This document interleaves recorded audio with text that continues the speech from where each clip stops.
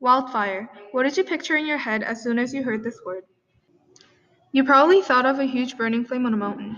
Well, in fact, wildfire actually have a huge negative effect to the soil and forest as well as fresh water, which is the source of our drinking water. Does that surprise you at all? Here's how it works.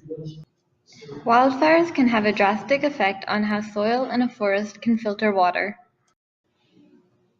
Soil can act as a purifier for water as it moves through the ground, removing toxins like mercury, pesticides, and more, making it safer to consume.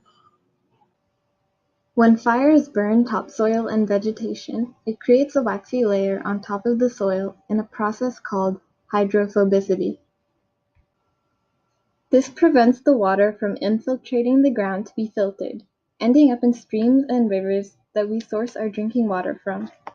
Another issue that wildfires can contribute to is algae blooms.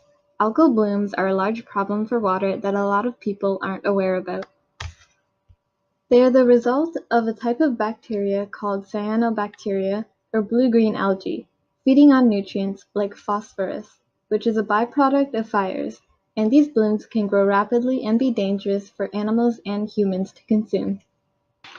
Something else to consider is the runoff and sedimentation from fires can be dangerous. Runoff water can be a huge problem as it can contain a mixture of different chemicals from fire retardants as well as ash and sediment produced by the fire. It can erode lakes and rivers, increasing the pH and alkalinity of water, which is dangerous to fish living in that aquatic environment as well as any animals depending on that water.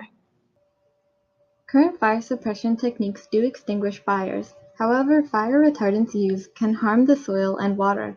Considering that only 5% of water on Earth is safe for humans to drink, it is necessary to reduce and prevent such chemicals flowing into the water supply. The chemical used to extinguish fires can cause eye and skin irritation. If the use of these chemicals is continued, their impact can be greater, thus causing serious harm to human health. As well as humans, the livestock can suffer from tumors and respiratory arrest. If you consume meat, you won't be able to anymore due to infected livestock. If we don't act now, the long-term effects of wildfires on water quality will only get worse. Rivers can get choked up with algae and have serious consequences on water treatment. Especially for Canadians that depend on water from forests, if the water in these locations is difficult to treat, it could mean a lack of access to water for thousands of people as well as expensive treatment processes. Studies have shown that any effects from wildfires can last in rivers for more than a decade, and since fires are only becoming more common, this will only grow worse. The best thing we can do to reduce chemicals from fire retardants flowing into the water is to prevent wildfires in the first place.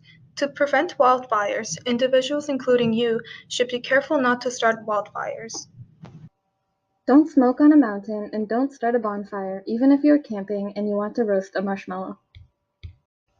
If you do start a fire, make sure the environment isn't too dry or hot, and make sure you extinguish it properly. Wildfire disrupts soil conditions and pollutes the water. When fires are treated with current fire suppression treatments, the soil and water gets contaminated with chemicals. In addition, the chemicals can have a negative effect on humans as well.